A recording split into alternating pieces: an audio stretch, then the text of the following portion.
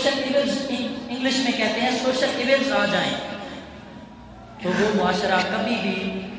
زندوں کا معاشرہ نہیں کہلایا جاتا، اس معاشرے کو مردوں کا معاشرہ کہتے ہیں۔ وہ چل رہے ہیں لیکن روحیں مر گئی ہیں، روحیں مر گئی ہیں، روحیں بیمار ہو گئی، روحیں مردہ ہو گئی، پھر چلتا پھرتا ڈھانچہ تو ہے لیکن اس میں انسانیت چیز کی نام کی کوئی چیز نہیں، انسانیت نام کی کوئی چیز نہیں ہے۔ دل مردہ ہو گئے، روح بیمار ہو گئی، روح مردہ ہو گئی۔ اس وجہ سے روح کی مردگی کا سبب کیا ہے؟ روح کی مردگی کا سبب یہی ہے اللہ اور اس کے حبیب کے ذکر سے ہٹ کر دنیا داری اور حرام خوری اور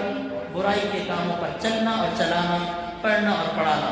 یہ دلوں کے روحوں کے مردہ یا بیمار ہونے کی سب سے پہلی سبب بنتا ہے، سب سے پہلا یہ جو ہے وہ رکاوٹ بنتی ہے۔ حالانکہ آپ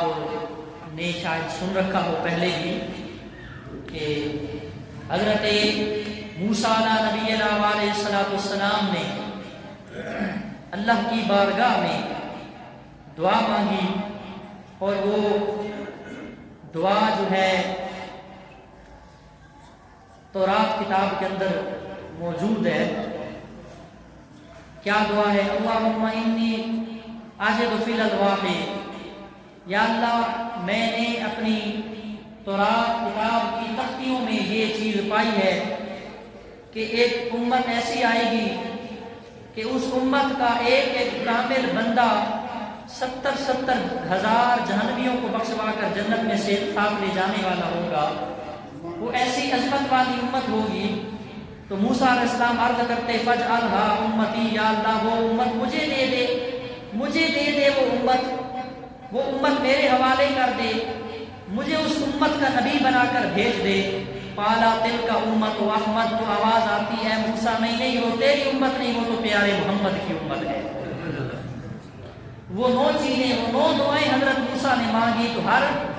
دعا پر جواب کیا ملتا؟ قالا تلک امت و احمد، اے موسیٰ نہیں یہ تیری امت نہیں، تو اس امت کا نبی نہیں بن سکتا، وہ تو میں نے اپنے پیارے محمد مصطفیٰ کو امت عطا فرمانی ہے۔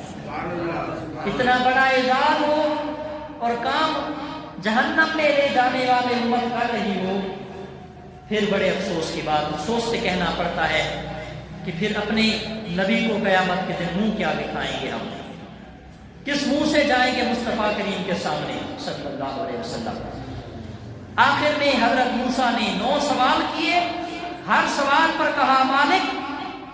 یہ امت مجھے عطا کر دے، مجھے اس امت کا نبی بنا دے، اتنی عظمت والی، اتنی کرامت والی، اتنی عظمت عزت شان مقام والی امت یہ ہے تو وہ امت مجھے دے دے، مجھے اس کا نبی بنا کر دے۔ آخر پہ کہا یا اللہ، جب ہر سوال پہ رب نے کہا کہ نہیں تیری امت نہیں، وہ تو میرے پیارے محمد مصطفیٰ کی امت ہے صلی اللہ علیہ وسلم کہہ دیا کریں، تو آخر پہ حضرت موسیٰ نے کہا اللہم اجعلنی من امت محمد، یا اللہ اگر وہ امت میرے حوالے نہیں کرتا، اس امت کا مجھے نبی نہیں بناتا، تو کم از کم یا اللہ مجھے اس محمد کا امت ہی بنا دے، مجھے اس کا امت ہی بنا دے، مجھے اسی امت میں بھیج دے۔ یعنی نبوت دے یا نہ دے اس سے کوئی سروکار نہیں، لیکن نبوت ہو یا نہ ہو کم از کم اس نبی کا امت ہی مجھے بنا دے۔ اسی لیے بخاری شریف اور مسلم شریف کی حدیث پاک ہے، اللہ کے محبوب کا فرمان ہے کہ فرمایا پچھلی امتوں کے نبیوں کے پاس جتنی طاقت ہوتی تھی، اللہ نے میری امت کے ولیوں کو اتنی طاقتیں عطا فرمائی۔ ٹھیک ہے، امت کا یہ حال ہے کہ امت نشے پہ لگی ہوئی ہے، بڑے بڑے لوگ اس میں شامل ہیں۔ محترم سامعین، رب تعالیٰ نے محبوب مکرم صلی اللہ علیہ وسلم کو عظمتوں سے نوازا اور آپ کی وجہ سے آپ کی امت کی شانیں بلند ہوئی۔ کنتم خیر امت اخرجت للناس، تم سب سے بہترین امت ہو،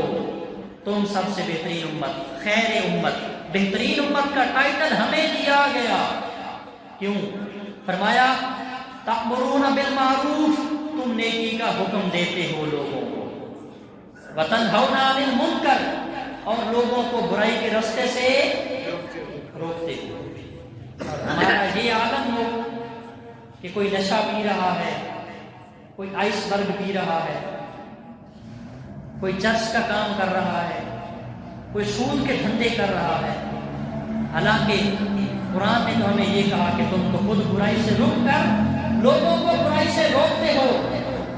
اور نیکی کے رستے پہ چلتے ہو اور چلاتے ہو، اسی وجہ سے تو تم خیر امت، بہترین امت کا لقب پاتے ہو.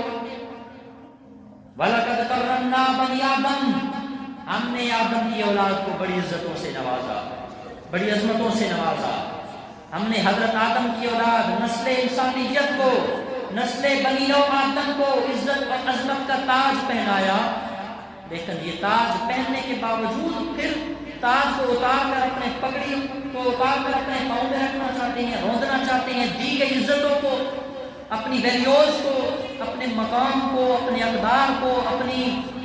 قدر و منزلت کو اپنے ہاتھوں سے گرا رہے ہیں. اتنے نادان ہیں یہ لوگ جو قرآن و حدیث سے ہٹ کر گناہوں کی طرف چل پڑے.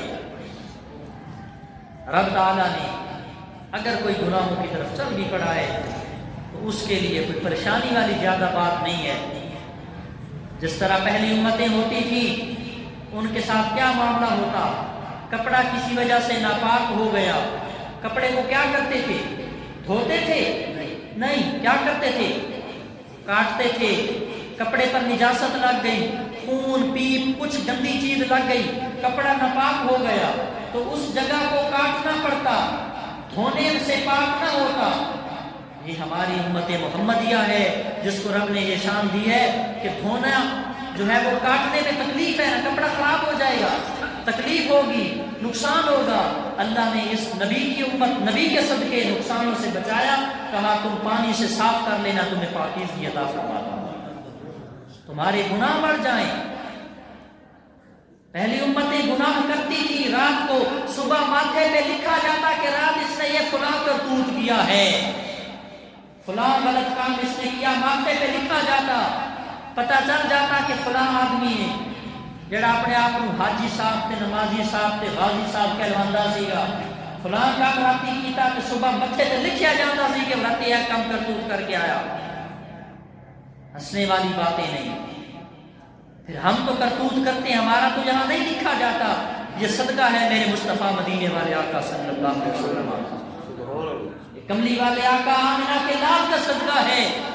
جن کی رحمت اور برکت کی وجہ سے اللہ نے نہ ماتھوں پہ لکھا نہ کپڑوں کو کاٹنا پڑا. اور عبادت کے لیے کہا جہاں تمہارا پانی ختم ہو جائے، یا ڈاکٹر تمہیں کہیں کہ بھائی اگر تم نے جسم پر پانی لگایا تو تمہاری مرض بڑھ جائے گی، تم مٹی پہ ہاتھ مار لینا، تیمم کر لینا، تمہارے جسم کو پاکیزگی عطا فرما دوں گا، تمہارا وضو ہو جائے گا، تمہاری طہارت ہو جائے گی، تم تیمم کر لینا. تم جہاں نماز کا ٹائم ملے وہاں نماز ادا کر لینا، چاہے آفس میں ہے، چاہے گھر میں ہے، چاہے کھیتوں میں ہے، چاہے بینک میں ہے، چاہے سبزی منڈی میں ہے، چاہے مسجد میں ہے، جہاں مجبوری بنی نماز کا ٹائم بنا نماز ادا کر دیں. پہلی امتوں کے لیے یہ نہیں تھا. پہلی امتیں باقاعدہ اپنی عبادت گاہوں میں،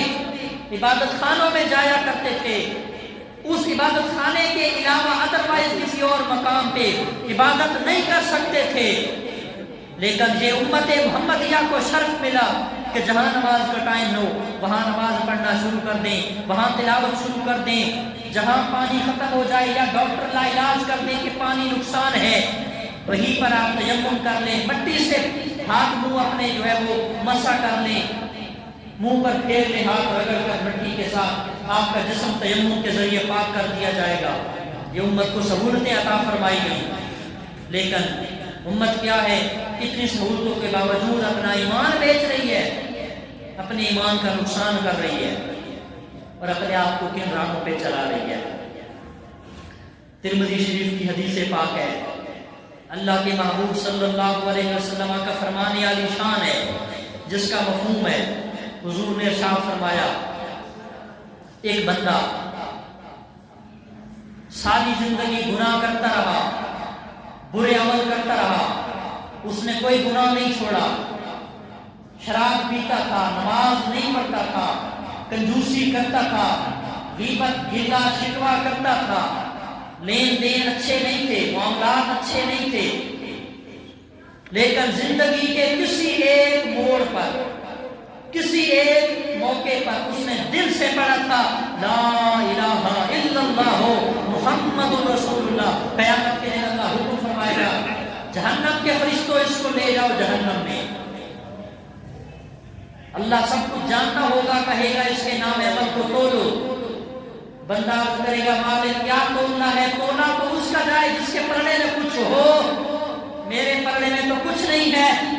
کیوں تولے گا مالک؟ نیکی کوئی نہیں پلے، گناہ ہی گناہ ہے، برے برے عمل ہیں،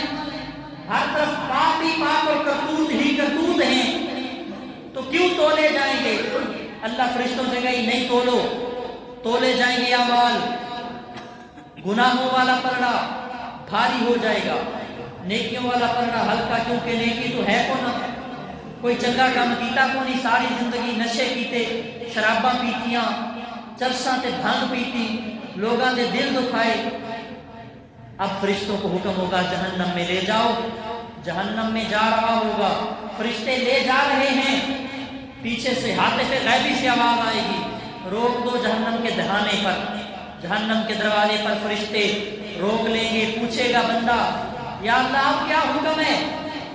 اللہ فرمائے گا واپس لاؤ، واپس لایا جائے گا میزان عمل پر۔ غور سے سنیے گا، یہ بخاری شریف کے بعد ترمذی شریف کی حدیث ہے، اس کا مفہوم ہے واپس لایا جائے گا میزان عمل پر، ترازو پر دوبارہ عمل تولے جائیں گے۔ پھر اسی طرح نیکیوں والا پلڑا اوپر، نیکی ہے کوئی نہیں، گناہوں والا پلڑا بھاری۔ ایک فرشتہ اللہ ڈیوٹی لگائے گا، وہ ایک پرچی اٹھائے گا، ایک پرچی اٹھا کر نیکیوں والے پلڑے میں یوں ڈالے گا، نیکیوں والے پلڑے میں ایک کاغذ کا ٹکڑی، ایک چھوٹا سا پیج کا ٹکڑا وہ فرشتہ ڈالے گا نیکیوں والے پلڑے میں، تو نیکیوں والا پلڑا بھاری ہو جائے گا، گناہوں والا پلڑا ہلکا ہو جائے گا۔ اللہ فرمائے گا میرے بندے کے عمل نہیں تھے، لیکن اس پرچی کا، اس ٹکڑے کا، اس کاغذ کا، یہ ترمذی کے الفاظ ہیں، فرمایا اس کے ٹکڑے کا وزن بڑھ گیا، نیکیاں اب بڑھ گئیں، عملوں والا پلہ بڑھ گیا، گناہوں والا پلہ ہلکا ہو گیا۔ فرشتوں کو کہے گا اے فرشتوں جہنم والے تم جاؤ، جنت والے فرشتوں کو بھیجا جائے گا۔ رب کہے گا ایسا کرو اے جنت والے تم ساتھ لے جاؤ، مسکرا کر اور خوشی کے آنسو نکال کر عرض کرے گا یا اللہ سمجھ نہیں آئی، ساری زندگی تے میں کوئی چنگا کام کیتا کو نہیں سی، اے کیڑی شے دا ٹکڑا، یہ پیج، یہ کاغذ کا ٹکڑا کہاں سے آیا، یہ کیا ہے؟ جب کھول کے اس کو پڑھایا جائے گا، جب کھول کے دکھایا جائے گا، دیکھا جائے گا تو اس کے اوپر لکھا ہوگا لا الہ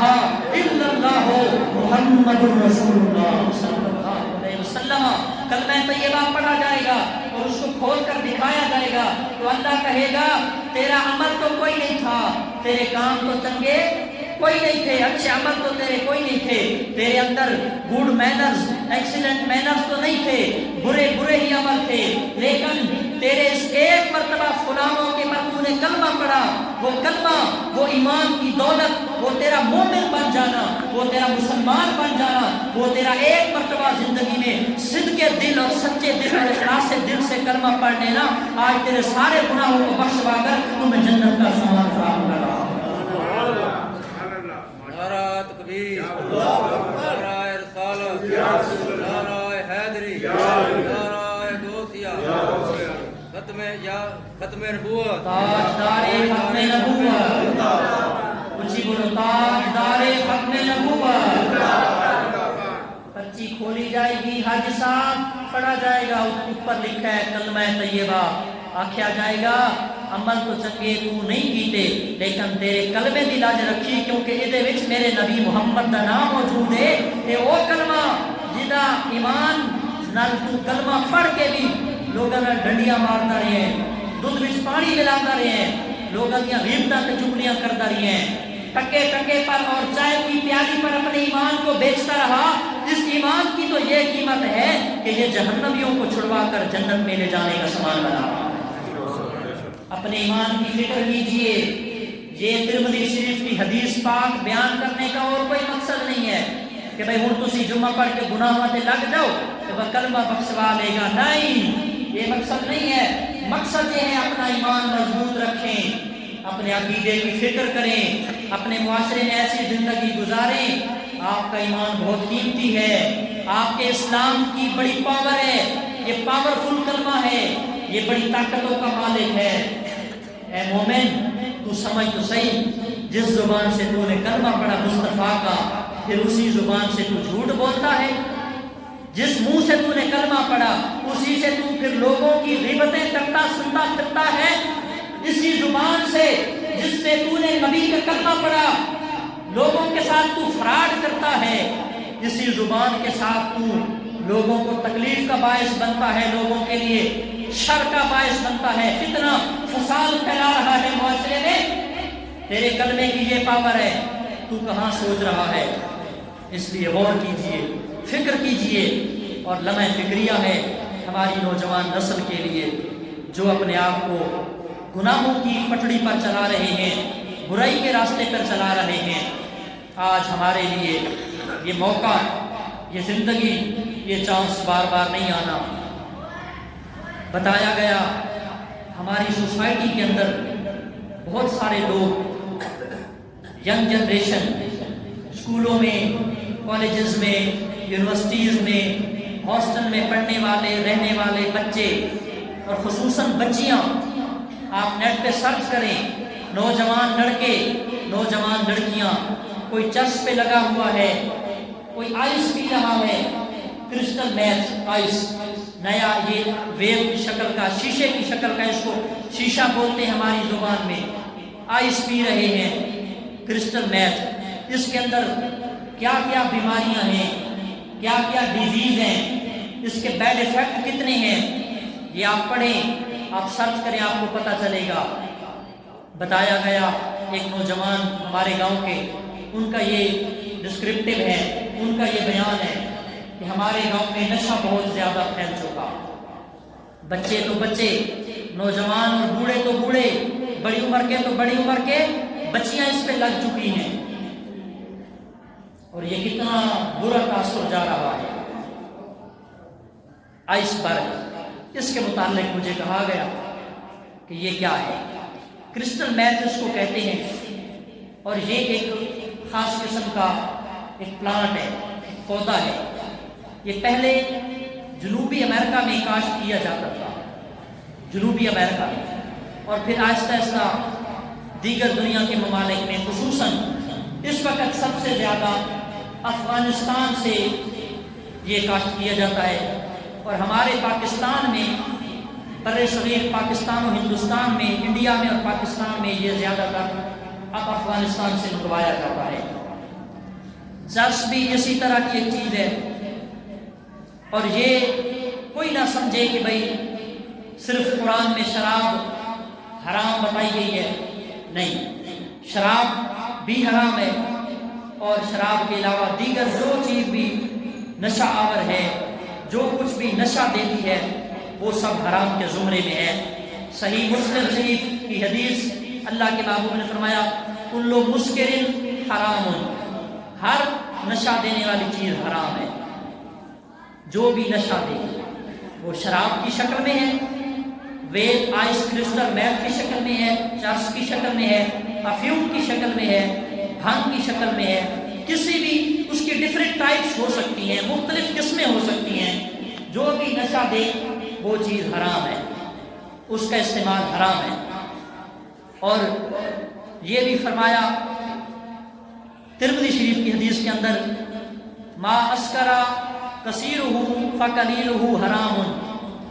جس چیز کی زیادہ مقدار نشہ کا باعث بنے اس کی تھوڑی مقدار بھی کیا ہے، حرام ہے۔ جس چیز کی زیادہ مقدار استعمال کرنا، شراب، آئس، کرسٹل میتھ، ویل، شیشہ، جو کچھ بھی ہے، توجہ سے سنیے گا، جو کچھ بھی ہے، زیادہ پیے تو بھی نشہ دیتی ہے۔ فرمایا اس زیادہ پینے والی چیز کی تھوڑی مقدار، تو میں نے ایک سوٹا لگایا، میں نے صرف 2 پف لگائے، 2 کش لگائے، بھئی تو 2 لگا یا 1 لگا یا 20 لگا، ہے تو وہ حرام ہی، شریعت نے اس ہوتے ہو منع کی تاثر۔ اس لیے اللہ کے محبوب نے فرمایا جو چیز، جس چیز کی زیادہ مقدار نشہ دے اس کی تھوڑی مقدار بھی حرام ہے، اس کو آپ جائز قرار دے سکتے نہیں۔ اب دیکھیں قرآن و حدیث کے اندر ڈرگز کو، نشہ کو منع کیا گیا، کیونکہ نشہ وہ زہر ہے جو انسان کی عقل کو ڈیمیج کر دیتی ہے، عقل کو مفلوج ختم کر دیتی ہے، اور اس کے ساتھ انسانی غیرت مردہ اور تباہ ہو جاتی ہے، اور انسان کو تمیز نہیں رہتی، انسانیت کی قدریں بندہ کھو دیتا ہے، ویلیوز کھو جاتی ہے، اور اس کا سب سے بڑا ایفیکٹ یہ آپ کی باطنی کیفیت کو، آپ کی اسپرچولی کنڈیشن کو، آپ کی انٹرنل سٹیٹ کو یہ مردہ اور تباہ کر دے گی۔ آپ کو نہیں پتا ہوگا اللہ کیا ہے، رسول کیا ہے، نماز روزہ کیا ہے، دین کیا ہے، اسلام کیا ہے، پیغمبر کیا ہے، تعلیمات کیا ہے، احکامات کیا ہے۔ اگر آپ یہ استعمال کریں گے، اس کے ساتھ اس کا بڑا نقصان یہ کہ بندہ ایڈکٹ ہو جاتا ہے، اور کسی بھی چیز کا ایڈکٹ ہونا، عادی بن جانا، یہ انسان کو موت تک لے جاتا ہے، موت تک لے جاتا ہے۔ سب سے بڑا اس کا نقصان یہ ہے آئس اور کرسٹل میتھ کا، دونوں ایک چیزیں، آئس اور کرسٹل میتھ۔ اس کا سب سے بڑا یہ کہ آپ کی پرسنالٹی کو یہ ڈیمیج کرتا ہے، ختم کر دیتا ہے، آپ کی پرسنالٹی کو متاثر کرتا ہے، آپ کی شخصیت کا رول ختم کر دیتا ہے، اور اس کے ساتھ ساتھ آپ کی عزت، سیلف رسپیکٹ، معاشرے میں مقام، یہ تباہ و برباد کر دیتا ہے۔ آپ کی مینٹلی کیپیسٹی جو ہے، آپ کی یادداشت، آپ کے اندر جو اللہ نے سوچنے کی، سمجھنے کی، خیالات کی، فکر کی جو صلاحیت، جو کیپیبلٹی رکھی ہے، وہ کیپیبلٹی آپ ڈیمیج کر دیتے ہیں، آئس پی کر، نشہ کر کے، وہ ساری چیزیں ختم ہو جاتی ہیں، معاشرے میں انسان کا تعارف ختم کر دیا جاتا ہے۔ آپ ذرا پوچھیں نا میڈیکل فیلڈ سے جو افراد وابستہ ہیں، جو ریلیٹڈ ہیں، ان سے، وہ سب سے پہلے آپ کو یہ کہیں گے کہ آپ کے سوچنے سمجھنے کی صلاحیت برباد اور ختم اور مردہ، مینٹلی طور پر آپ ایک لمحے کے لیے فریش ہوں گے، تھوڑا سا آپ بیٹر فیل کریں گے، آپ کی انرز جو ہے ان کے اندر، فیلنگز کے اندر ایک بیٹر آئے گا، سسٹم اچھا ہوگا آپ کا، آپ سمجھیں گے میں بڑا ایکٹیو ہوں، بڑا خوش ہوں، بڑا میں فریش ہوں۔ لیکن جو اس کا نشہ ختم ہوتا جائے گا، آپ ڈپریشن کا شکار ہوں گے، آپ ٹینشن کا شکار ہوں گے، آپ اینگزائٹی کا شکار ہوں گے، پھر دوبارہ آپ کریں گے، پھر پئیں گے، پھر نشہ اترے گا، پھر پئیں گے، پھر نشہ اترے گا، اس طرح ایون کہ آپ جب اس کے ایڈکٹیو ہو جاتے ہیں، عادی بن جاتے ہیں، تو آہستہ آہستہ یہ آپ کی تمام چیزوں کو تباہ و برباد کر دیتی ہے۔ اور اس کے علاوہ آپ کی ذات کے اندر کریش آنا شروع ہو جاتا ہے، آپ کو یہ لگتا ہے کہ میرے گھر والے میرے مخالف جا رہے ہیں، لوگ میرے ساتھ دشمنی کیوں کرتے ہیں، یہ تو میرا برا سوچنے والے ہیں، یہ تو میرے ساتھ غلط سلوک، غلط رویہ کر رہے ہیں، حالانکہ وہ ٹھیک ہوں گے اپنی جگہ پر۔ آپ کی اپنی مینٹلی کیپیسٹی جو ہے، ذہنی صلاحیت، جو برین سسٹم ہے، یہ آپ کا ڈیمیج ہو جاتا ہے نشہ کر کے، آئس پی کے۔ اور اس کے ساتھ ساتھ جو صحت کے ماہرین ہیں، جو آپ کے طب سے، ہیلتھ سے، فزیکلی اور میڈیکلی اس کے جو نقصان ہیں وہ یہ ہیں کہ آپ ایگریسو ہو رہے ہوتے ہیں، آپ کا ڈائجسٹو سسٹم، آپ کے معدے کا سسٹم، آپ کے لیور کا، جگر کا جو بیماریاں ہیں ان پر بڑا اس کا بیڈ ایفیکٹ جاتا ہے۔ یہ جو شیشہ کی طرح پیتے ہیں، آئس برگ یا کرسٹل میتھ اس کو بولتے ہیں، بار بار میں نام لے رہا ہوں، تو یہ آپ کے ڈائجسٹو سسٹم کو اور آپ کے لیور کو اور سب سے زیادہ آپ کی کڈنی پر یہ بڑا ایفیکٹ کرتا ہے، بڑا اثر کرتا ہے، آپ کے گردے ختم کر دے گا یہ۔ اور اس طرح اس کے ساتھ بندہ ٹاکسک بن جاتا ہے، ایڈکٹیو ہو جاتا ہے، نشے کی لت میں پڑ جاتا ہے، اور جب انسان کسی چیز کا ایڈکٹ ہو جائے، عادی بن جائے، تو پھر اس کا کوئی حل ممکنہ نظر نہیں آتا جب تک کہ وہ اپنے آپ کو سیدھے راستے پہ، قرآن حدیث کی راہوں پہ نہ چلائے۔ اور میں نے سرچ کیا، پورا ہفتہ میں لگا رہا اس پر، میں نے اس کو ڈیپلی اسٹڈی کیا، پڑھا اس کو۔ دنیا میں 19 سے 20 کروڑ لوگ ہیں جو اس وقت آئس پی رہے ہیں۔ کتنے جی؟ बोलो जरा। हाँ, 19 से 20 करोड़ अफराद, जिनमें से ज्यादातर तादाद बच्चियों की है। नौजवान लड़कियां ये पी रही हैं आइस, क्रिस्टल मैथ, नशा, वेप की तरह, सिगरेट की तरह। 19 से 20 करोड़ लोग दुनिया में इस वक्त पी रहे हैं, और पाकिस्तान का कोई एरिया इससे पाक नहीं है। बहुत बैकवर्ड एरिया, देहात टाइप जहाँ है, जहाँ ये मिलता नहीं, या जहाँ पे लोगों को इसकी वाकफियत नहीं या इंट्रोड्यूस जहाँ पे नहीं करवाई गई, वो इलाके महफूज हैं। वगरना हमारा ये गांव रसूलपुर गेंदरी इसमें मुलव्वस हो चुका है। और मैंने आज सुबह की नमाज के बाद जहाँ बहुत सारे नौजवान बच्चों से पूछा, उन्होंने कहा बिल्कुल हमारे गांव में आइस, क्रिस्टल मैथ पी जा रही है। और बताया गया कि फला फला एरियाज पे आप जाएं और देखें तो आपको पता चले कि कौन कौन सा बंदा पी रहा है, वो नमाजें भी पढ़ रहा है। फिर मैंने पता लगवाया डॉक्टर से कि ये मिलती कहाँ से है, तो वही बताया कि अफगानिस्तान से मंगाई जाती है। ये छोटा सा सिगरेट की तरह होता है, 5,000 रुपए का ये एक आता है, और उसमें डिफरेंट फ्लेवर्स आते हैं, मुख्तलिफ किस्म के उसमें जायके और फ्लेवर आते हैं, वो आप अपनी मर्जी का उसमें फिल करवाते हैं। और ये एक तकरीबन 5 से 6 हज़ार का आता है। और हमारे गांव की शॉप्स पे ये आइस, क्रिस्टल मैथ आसानी से मिल रहा है, और बच्चे बच्चियां खरीद कर पी रहे हैं। और ज़्यादातर तादाद मोस्टली वो लोग हैं जो कॉलेजेस और यूनिवर्सिटीज़ में या हॉस्टल लाइफ होकर स्टडी हासिल कर रहे हैं, यानी स्टूडेंट लाइफ वाले ज़्यादातर इसको यूज़ कर रहे हैं। लेकिन इसके बहुत ज़्यादा नुकसान हैं, आपके मेंटली तौर पर, फिजिकली आपको ये बहुत ज़्यादा नुकसान देगा। वक्ती तौर पे बंदा अल्टीमेटली डिप्रेशन दूर करने के लिए, स्ट्रेस से निकलने के लिए, एंग्जाइटी से निकलने के लिए बंदा ये पी रहा है कि भाई मेरा टेंशन खत्म हो जाए, मेरी फिक्र खत्म हो जाए, मेरी परेशानी, डिप्रेशन का जो मैं शिकार हूँ खत्म हो जाए। भाई सोचने का मकाम तो यह है ना, डिप्रेशन आपने ली क्यों है, टेंशन आपने ली क्यों है? टेंशन तो तब आती है जब अल्लाह रसूल के हुक्मों की नाफरमानी करेंगे। आप वो काम ही ना करो कि आपको टेंशन आए, आप कुरान और हदीस और रसूलुल्लाह के फरमान वाली जिंदगी गुजारो, कभी जिंदगी में आपका डिप्रेशन नहीं आएगा, टेंशन नहीं होगी, एंग्जाइटी नहीं होगी, स्ट्रेस में नहीं जाएंगे, आप सुकून ही सुकून होगा। और नहीं तो साडी फील्ड देखो, असी भी तो खुश बात तुम्हारे सामने रह ही रहे हैं ना। बताया गया कि ये लंबी लंबी गाड़ियां, बड़ी बड़ी प्राडो, ये ऐसे नहीं आती हैं, ये धंधा करते हैं जी, ये नशा बेचते हैं, ड्रग्स बेचते हैं, कोई परचेजर है, कोई सेलर है, और इसमें बहुत सारे लोगों का किरदार है। मेरा ये अखलाकी फरीजा था, मेरा ये दीनी फरीजा था, एज आ इस्लामिक स्कॉलर, एज आ आलिम, एज आ मुफ्ती, मेरा ये फर्ज बनता था, मेरी ये रिस्पॉन्सिबिलिटी थी कि मेरे मुआशरे में अगर ये पी जा रही है, मैं इसको आप लोगों के सामने हाईलाइट करूँ, बताऊं कि ये आइस, क्रिस्टल मैथ, ये शीशा, ये वेप, ये नशा हमारे इलाके में है। अब जो गांव के बड़े चौधरी या नंबरदार या वडेरे हैं, सियासी लेवल पे, मुआशी लेवल पे, उनका ये फर्ज बनता है, उनकी ये रिस्पॉन्सिबिलिटी बनती है, वो इस मैसेज को बच्चों तक, यंग जनरेशन तक डिलीवर करें, अपनी औलाद पे नज़र रखें, अपनी सोसाइटी पे नज़र रखें, अपने स्कूल, कॉलेजेस, यूनिवर्सिटीज़ में जाने वाले स्टूडेंट्स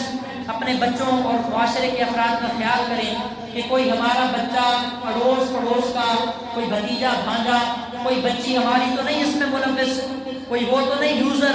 जो आइस पी रही है, क्रिस्टल मैथ का नशा ले रही है।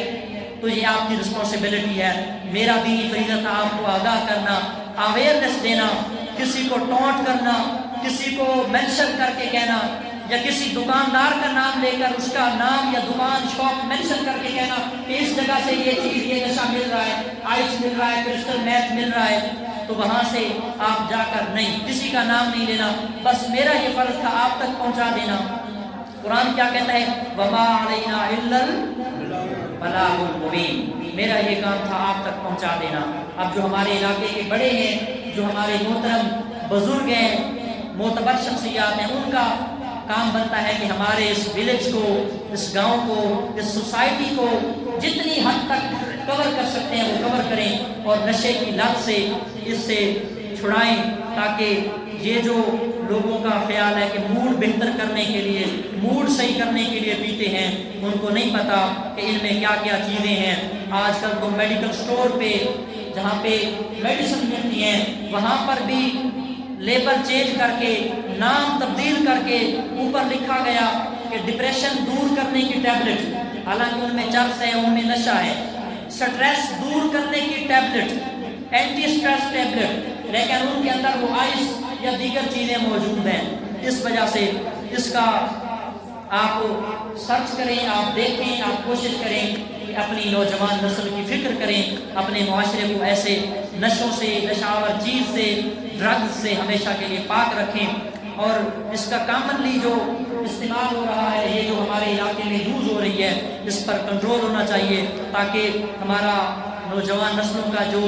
برین ہے، جو دماغی صلاحیت ہے، ان کی جو ابیلٹی ہے، وہ جو ہے متاثر نہ ہو، اور لوگ نارمل طریقے سے اپنی زندگی گزاریں۔ اور جو رجحان بڑھتا جا رہا ہے دن بدن، انسانوں کا یہ بڑھتا ہوا اس کی طرف ایک سمندر جو جا رہا ہے، خصوصاً ہماری جہاں تک میری آواز جا رہی ہے اسپیکر کے ذریعے یا بعد میں انٹرنیٹ پہ، سوشل میڈیا پہ یہ بیان، یہ کلپ وائرل ہوگا، اپلوڈ کریں گے، تو خصوصاً ہماری اسلامک سسٹر، اسلامی بہنیں، ان تک بھی یہ پیغام ہے کہ کبھی بھی اپنے آپ کو ایسے ماحول میں، ایسے انوائرمنٹ میں لے کر نہ جائیں جہاں ایسے افراد موجود ہوں۔ تو یہ کوئی باہر سے تو بندہ نہیں آتا، اپنے ہی لوگ ملوث ہوتے ہیں، خریدنے والے، پرچیز کرنے والے، سیل کرنے والے، اور اس میں بہت سارے کیمیکل ہوتے ہیں، اور وہ انسان کے جو ہے اندرونی سسٹم کو، برین سسٹم کو، ساری چیزوں کو ڈیمیج کر دیتے ہیں، اور انسان آہستہ آہستہ اندر سے کھوکھلا ہو جاتا ہے، اور پھر وہ سوسائڈ کرتا ہے، خودکشی کرتا ہے۔ جب اس کو نہیں ملتا، جب اس کے پاس پیسے نہیں ہوتے، وہ چوریاں کرتا ہے، وہ ماں باپ کی پاکٹ منی سے چراتا ہے، گھر سے پیسے اٹھاتا ہے، گھر کی چیزیں بیچتا ہے، بالآخر ایون کہ یہاں تک بھی گیم آتی ہے کہ جب پیسہ نہیں ملتا تو وہ خودکشی کرنے پر، سوسائڈ کرنے پر، اپنے آپ کو، اپنی جان لینے پر بھی تیار ہو جاتا ہے۔ اس لیے اپنے معاشرے کو پاک رکھیں، اللہ تعالیٰ میرے اس معاشرے کی حفاظت فرمائے۔ یاد رکھیے، جب بھی امت مسلمہ قرآن و حدیث سے دور ہٹے گی، قرآن و حدیث کے خلاف چلے گی، اپنے آپ کو قرآن و حدیث کا پیٹھ پھیرے گی، اس وقت امت کے اندر یہ معاشرتی برائیاں، سوشل ایونٹس جنم لیں گی۔ اللہ تعالیٰ میرے اس معاشرے کی حفاظت فرمائے، اور خصوصاً میرا آخر پہ مینجمنٹ کی طرف سے یہ ریکویسٹ ہے، مسجد کے ساتھ تعاون کیا کریں۔ من بنا مسجداً للہ بیتاً بن اللہ لہ بیتاً فی الجنۃ، او کما قال رسول اللہ، اللہ کے محبوب کا فرمان ہے، جس نے اللہ کی رضا کی خاطر دنیا میں کوئی ایک چھوٹی سی بھی مسجد بنائی، اللہ کریم قیامت کے دن جنت میں اعلیٰ ترین محل عطا فرمائے گا۔ جس نے مسجد کے اندر، تعمیر کے اندر حصہ ڈالا، جب تک وہ مسجد رہے گی، قیامت تک لوگ اس میں نماز پڑھیں گے اور قرآن پڑھیں گے، آپ کو برابر پڑھنے والوں کے ساتھ ساتھ جس نے تعاون کیا، ڈونیٹ کیا، برابر کا ثواب ملتا رہے گا۔ اللہ تعالی ہم سب کو نشہ سے، ڈرگز سے اور دیگر تمام قسم کی برائیوں سے محفوظ رکھے، اور مسجدوں کے ساتھ تعاون کرنے کی توفیق عطا فرمائے۔ وآخر دعوانا الحمدللہ۔